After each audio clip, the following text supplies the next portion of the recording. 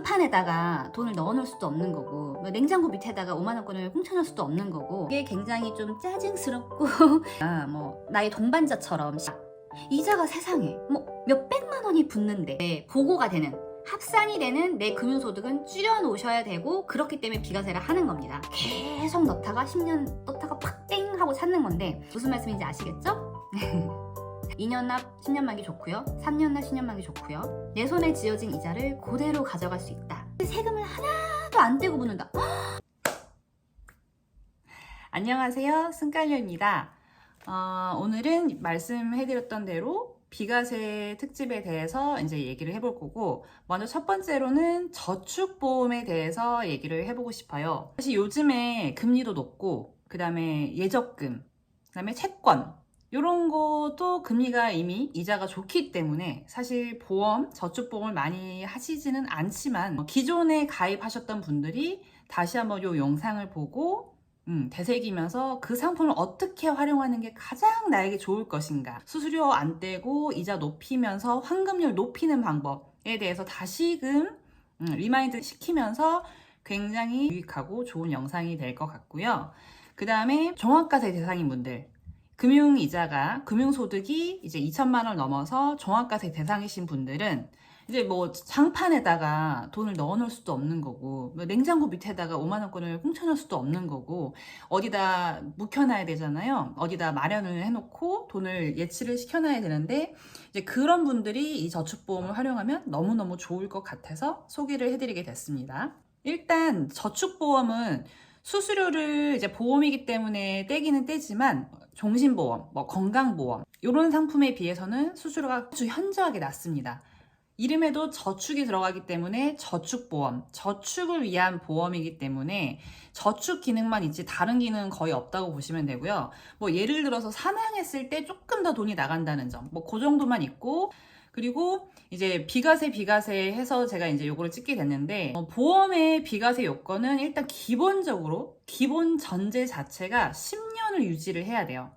10년을 유지를 해야지 뭐 어디다 덤벼볼 수가 있는 거예요, 비과세를. 건강보험이든 종신보험이든 암보험이든, 뭐 물론 건강보험, 암보험은 사실 상해보험 이런 거는 이제 뭐 이자가 나오지는 않겠지만, 혹시나 수수료를 많이 떼는, 또 주계약이 높은, 특약보다 주계약이 높은 상품에 가입을 해서 내가 그냥 낸 돈이 많아서 나중에 10년이 넘었을 때 환급을 했을 때 이자가 발생했다. 그러면 걔네들도 비과세가 될 수가 있습니다. 10년을 넘었으면.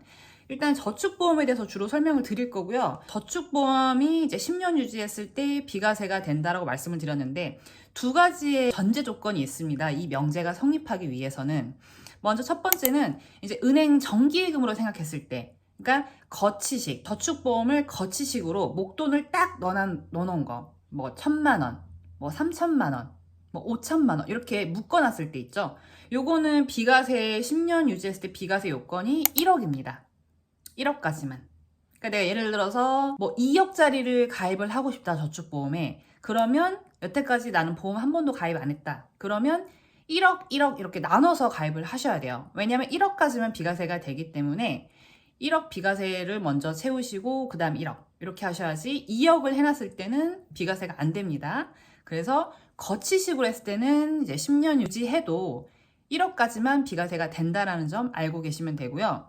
그 다음에 적립식, 적금식으로 가입하는 거는 월 150만 원까지 가입이 할 수가 있어요, 비과세로. 그 두 가지 전제 조건을 알고 계셔야 돼요. 거치식은 1억, 적립식은 월 150만 원. 그리고 10년 유지했을 때 비과세가 된다. 그리고 또 하나 말씀드리고 싶은 거는, 월 적립식 150만 원을 이제 가입했을 때 10년 유지하면 비과세가 된다라고 했는데, 요게 또 하나 그 전제 조건이 붙어요. 이거는 5년 납 10년 만기, 즉 5년 동안 입금하고 10년 이상 됐을 때 찾아갔을 때 비과세 요건이 유지가 된다라는 점이에요. 예를 들어서 월 150이 아니라 뭐 월 50만 원만 했더라도 2년 납 10년 만기, 2년 입금하고 10년 뒤에 찾아가는 거, 혹은 뭐 3년 납 10년 만기 이렇게 했을 때는 독립적으로 월 150만 원 비과세 한도에 잡히지 않고요. 아까 말씀드렸듯이 1억 원 그 한도에 잡혀버립니다. 그래서 내가 1억을 비과세로 이미 써서 저축보험을 가입을 했고, 이제 비과세 때문에 또 하나 가입하고 싶은데 아싸 월 150만 원까지 또 비과세 된다라고 해서 그냥 납입기간 신경 안 쓰고 가입하시면 절대 안 되고요. 그거는 비과세가 아니에요. 나머지 조건들은 똑같더라도. 내가 1억 거치식으로 비과세를 했고, 그 다음에 월 적립식 150만 원 비과세 또 챙기고 싶다 그러면 분명히 아셔야 될 점은 납입기간을 5년 이상으로 유지를 하셔야 됩니다. 그리고 당연히 뭐 10년 유지하는 건 당연한 거고요. 그거 하나 좀 알아두셔야 되고요. 그 다음에 요 10년을 유지했을 때 비과세가 되기 때문에 이거는 장점이자 단점이 될 수가 있어요. 뭐 단점은 당연히 기간이 너무 길다, 지루하다, 그동안 돈을 못 찾을 것 같다, 요런 이제 단점인 거고, 저는 또 이게 긴 게 바로 장점이 또 될 수 있다고 생각합니다. 왜냐면 일단 기간이 길잖아요. 기간이 길면 이자가 그만큼 많이 붙는 거죠. 당연히. 우리가 적금 같은 것도 뭐 6개월 했을 때랑 2년짜리 했을 때랑 완전 다르잖아요. 원금도 마찬가지고 이자도 생각보다 길면 길수록 많이 나오고. 그래서 10년을 유지한다라는 게 굉장히 좀 짜증스럽고 지루하고 그럴 수는 있지만 기간이 길기 때문에 원금도 굉장히 많이 쌓이고 이자도 많이 붙는다는 점, 그것이 또 장점이 될 수가 있고, 또 이제 아예 길어버리니까 뭐 나의 동반자처럼 10년을 유지를 하는 거니까 그냥 없는 돈 셈 치는 거예요. 얘는 아예 생각도 안 하는 거야. 얘는 생각도 안 하고 내 할 일 하고 일하고 열심히 유튜브도 찍고 블로그도 하고 애도 보고 집안일도 하고 출퇴근하면 어느새 10년이 돼가지고 뿅 나오는 비자금이 될 수가 있는 거고요. 거기다가 이자가 세상에 뭐 몇백만 원이 붙는데, 단위가 아예 몇백만 원인데 이게 세금을 하나도 안 떼고 붙는다. 너무 좋다. 왜냐면 예를 들어서 이자가 1,000만 원 나왔어요. 그럼 원래대로 하면 154만 원이 세금으로 빠지는 건데 1,000만 원 이자가 나오고 10년이 됐을 때 비과세 요건을 충족해서 내가 비과세로 받는다 그러면 1,000만 원 그대로 받는 거예요. 그리고 좋은 게 이게 내 그 금융 소득으로도 안 잡히니까 뭐 건보료가 상승한다든지 종합과세에서 내가 세금을 더 뗀다든지 그런 부분이 없으니까 너무 좋은 거죠. 이자가 많으면 많을수록 더 좋겠죠? 뭐 2천만 원, 3천만 원 받는데 세금을 하나도 안 뗀다. 그러면 진짜 건보료 안 오르고, 여러분 이자 많이 받아서 금융소득 과세 대상이 된다 그러면 건보료도 올라요. 금융소득 종합과세 대상은 2천만 원 이상이었을 때 이제 금융소득 과세를 하는 건데, 아마 건보료 오르는 건 이자가 1,000만 원만 받더라도 건보료가 조금씩 오를 거예요. 그러니까 우리는 알게 모르게 가랑비 옷차듯이 여기저기 세금이나 돈을 내게 된다라는 거죠. 그래서 이제 보고가 되는, 합산이 되는 내 금융소득은 줄여놓으셔야 되고, 그렇기 때문에 비과세를 하는 겁니다. 그래서 제가 예전에 영업점에 있었을 때 고객님들 보면은 이자가 높고 예적금보다는 사실 저축보험이 한 1% 정도 이자가 높았었거든요. 근데 그 이자가 높아서 했다라기보다는 그분들은 이제 세금을 안 내기 위해서 내 소득으로 안 잡히는 그 합산이 안 되는 것 때문에 가입을 많이 하셨었어요. 저 같은 경우라도 내가 그 부자라면 이자가 문제가 아니라 이자는 안 붙어도 돼. 이자는 진짜 거의 안 붙어도 되니까 어차피 입출금 통장보다 나올 거잖아요. 그러면 합산이 안 되게, 내 소득이 합산이 안 되고 내 건보료 안 오르고 종합과세 대상 안 되고, 그것 때문에라도 이거를 가입을 할 겁니다. 이제 10년 유지하는 거의 단점은 당연히 너무 길게 묶여 있다, 요 점인데, 그렇다고 해서 이거를 환급성이 없다, 돈을 못 찾는다, 깨면은 이건 손해다, 요렇게까지 생각하실 필요는 없고요. 참고적으로 거치식 목돈을 이렇게 묶어놨으면 사실 걔네들은 한 2, 3년만 돼도 깼을 때 거의 손해가 없어요. 원금을 거의 다 찾을 수 있어요. 이건 저축보험이고 수수료 많이 안 떼기 때문에. 근데 어쨌든 이제 10년을 묶어놨는 그런 부담감과 또 지루하고 너무 찾아 쓰고 싶다 이런 단점이 있지만, 만약에 중간에 내가 예를 들어서 뭐 해외여행 크게 갈 수도 있고, 아니 부동산을 구매를 할 수도 있고, 뭐 이사를 갈 수도 있고, 여러 가지 상황들이 펼쳐질 수 있어요. 갑자기 건강이 안 좋아져서 뭐 수술을 한다거나 이런 상황도 있을 수 있고, 그래서 사람 일을 모르기 때문에 돈이 예상치 못하게 빠져나가는 일이 분명히 생깁니다. 근데 이 저축보험을 내가 갖고 있다, 거의 한 8천만 원, 9천만 원, 뭐 거의 1억 가까이 있다, 이런 저축보험이 있다 그러면 돈이 필요하면 그거를 깨지 말고요, 중도인출 기능을 활용을 하세요. 중도인출은 진짜 수수료가 거의 없습니다. 특히 예전 상품들은 수수료가 아예 없는 것도 있었고요. 많이 떼면 뭐 2,000원, 3,000원? 요 정도였던 것 같아요. 그래서 중도인출은 이제 꺼냈을 때 뭐 8천만 원이 있었는데 내가 1,000만 원이 좀 급하게 필요하다. 그러면 걔만큼만 꺼내서 쓸 수가 있고요. 나중에 추가 입금도 됩니다. 그래서 중도 인출 기능을 활용하면 좋고, 또 이제 좋은 점이 정기 예금도 아마 적금도 뭐 카카오뱅크 보니까 중도 인출이 되더라고요. 근데 걔네들은 예를 들어서 내가 내 계좌에 뭐 1,000만 원이 있는데 내가 300만 원을 중도 인출한다. 뭐 꺼내서 가져간다. 예적금의 개념은 그 300만 원을 중도 해지를 하는 거예요. 그러니까 걔만큼만 딱 꺼내서 쓰는 게 아니라 300만 원에 대한 이자는 포기하고 중도 해지 이율을 따라가고 찾아가는 건데, 보험에서 중도 인출 기능을 활용한다라는 건 예를 들어서 내 계약에 8천만 원 있는데 뭐 그때까지 붙었던 이자가 500만 원 있어요. 그럼 8,500만 원에서 내가 1,000만 원만, 즉 1,000만 원 꺼내가고 7,500만 원이 남는 구조예요. 그래서 어떻게 보면 활용하기에는 이 저축보험이 일반 기간이 짧은 예적금보다 훨씬 좋을 수가 있다라는 점, 장점이 있고, 또 하나 명심해 둬야 되는 부분은 아까 10년을 유지했을 때 거치식 1억까지는 비과세가 된다라고 말씀을 드렸어요. 근데 예를 들어서 이 계좌에 내가 5천만 원이 있었어요. 근데 내가 1,000만 원이 필요해서 꺼냈어요. 중도 인출 기능을 활용해서. 그럼 4천만 원이 남아있잖아요. 근데 내 비과세 한도 1억에서 4천만 원을 쓴 게 아니라 저는 5천만 원 쓴 걸로 되어 있는 거예요. 줄어들지 않아요. 다 합산이 돼요. 그리고 내가 나중에 돈이 생겨서 다시 1,000만 원을 채워 넣었다. 그럼 그 계좌에는 잔액이 총 5천만 원인데 내가 비과세 한도 1억 중에 5천 원 썼으니까 5천 원을 남았다. 이런 개념이 아니고 나는 6천 원 쓴 거고 내 비과세 한도는 4천만 원밖에 안 남는다라는 점. 그 점이 있습니다. 그래서 이 점을 좀 명심을 해주셔야 될 것 같고요. 그리고 아까 이제 중도 인출 한 만큼 추가 입금도 할 수 있고 그런 부분도 말씀을 드렸는데, 중도 인출을 하지 않더라도 이 저축보험은 추가 납입을 할 수가 있어요. 그래서 진짜 좋아요. 왜냐면 일반 예적금은 봤을 때 추가 입금이 안 돼요. 정해진 금액이 딱 있고 추가로 입금이 안 되는데, 보험 같은 경우는 이제 기간이 워낙 길어서 나중에 봤을 때 지금은 그냥 그랬는데 나중에 보니까 다시 기준금리가 떨어져가지고 이 보험금리가 너무 좋은 거예요. 매력적이어서. 그래서 여기다 더 입금을 하고 싶은데 입금이 되나요? 됩니다. 요즘은 보통 한 배만큼 돼요. 내가 계약한 금액의 한 배. 그러니까 예를 들어서 거치식, 내가 5천만 원을 거치식으로 묶어놓은 거는 5천만 원만큼 더 추가 입금이 되고요. 총 1억.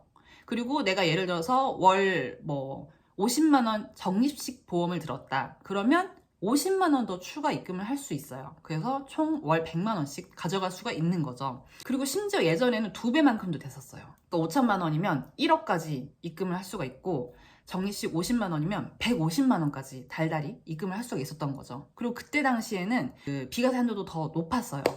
2012년에서 13년 넘어올 때 원래 6억이었었던 게 2억으로 바뀌었고 쭉 줄어든다고 얘기가 있다가 최근에는 이제 1억으로 바뀌었거든요. 그래서 예전에 하셨던 것들이 좋고, 참고로 보험은 예전에 드셨던 것들이 더 좋아요.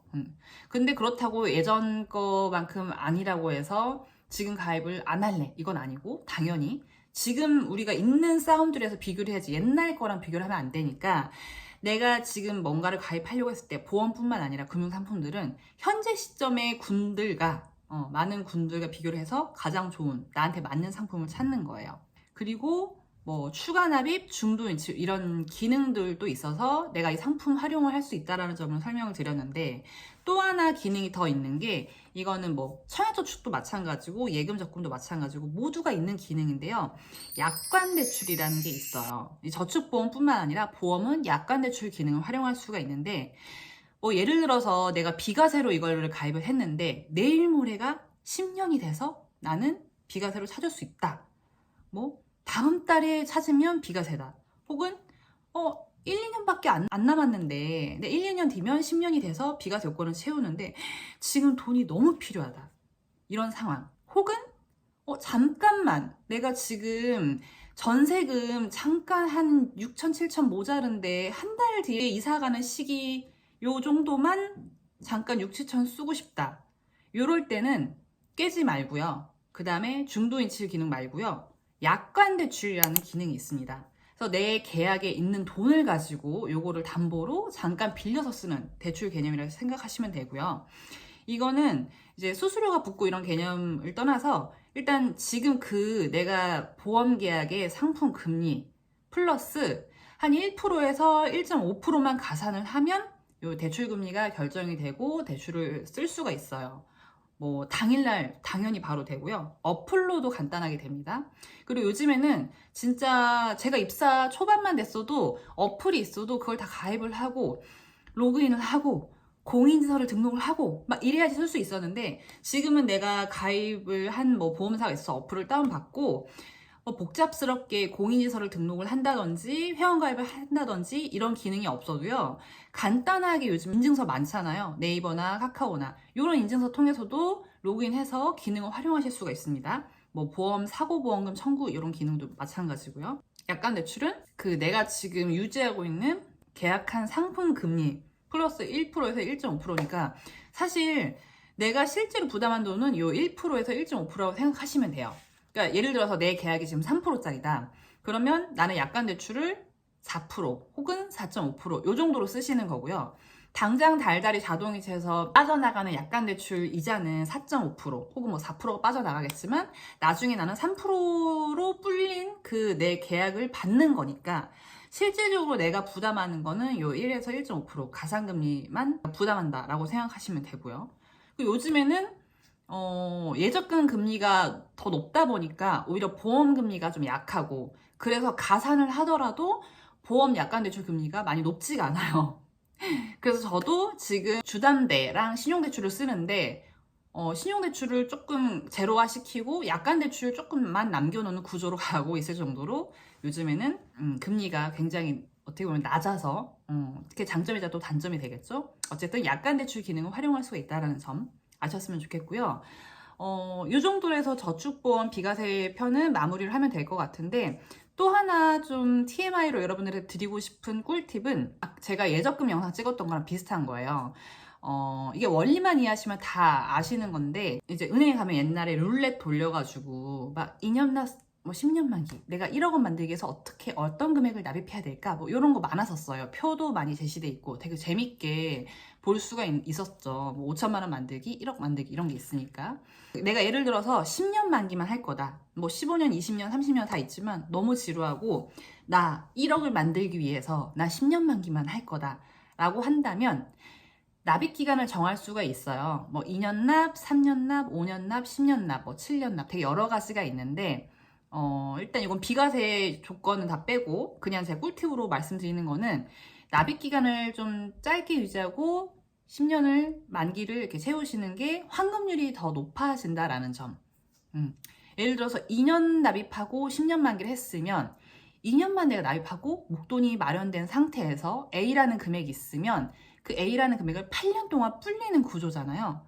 그러니까 당연히 나중에 원금 대비 이자를 많이 받을 거고요. 10년 납 10년 만기는 적금이랑 똑같아요. 계속 넣다가 10년 넣다가 팍 땡 하고 찾는 건데 그럼 마지막에 입금한 거는 한 달 불리고 나오는 건데 그래도 보험이니까 수수료를 조금 뗄 텐데 걔가 얼마나 환급률이 좋겠어요. 그렇기 때문에 뭐 적금도 제가 너무 짧은 기간보다는 이자를 생각한다 그러면 기간을 좀 가져가시라는 말씀을 드렸었는데 이 저축보험도 당연히 예외는 아닙니다. 그래서 내가 10년을 유지할 거다. 꼭 만기를 10년만 할 거다. 그러면 저는 최하 납입 기간을 5년 정도로 가져가시라는 말씀을 드리고 싶고요. 2년 납 10년 만기 좋고요. 3년 납 10년 만기 좋고요. 5년 납 10년 만기 좋아요. 근데 10년 납 10년 만기는 좀 비추입니다. 비과세 요건까지 생각한다 그러면 당연히 5년 납 10년 만기로 하셔야 되는 거고요. 내가 별로 저축을 안 했어요. 어차피 난 1억 비과세 한도 많이 남아있어요. 그러면 비과세 한도 생각했을 때 그냥 2년 납 10년 만기 해도 되고 3년 납 10년 만기 하셔도 됩니다. 무슨 말씀인지 아시겠죠? 비과세 1편 저축보험은 이렇게 마무리를 해보겠습니다. 이제 이자도 이자인데 세금을 안 댄다 그러면 엄청난 효과가 있다라는 점. 15.4%를 아낄 수 있다라는 점. 내 손에 쥐어진 이자를 그대로 가져갈 수 있다. 15.4%를 빼지 않고. 그래서 가입을 안 하시더라도 이런 상품이 있다라는 점 한 번씩 이렇게 가볍게 들으시고 여러분들의 금융 지식에 좀 유익하고 도움이 되는 영상이었으면 좋겠습니다. 다음에 또 비과세 2탄으로 돌아올게요. 안녕!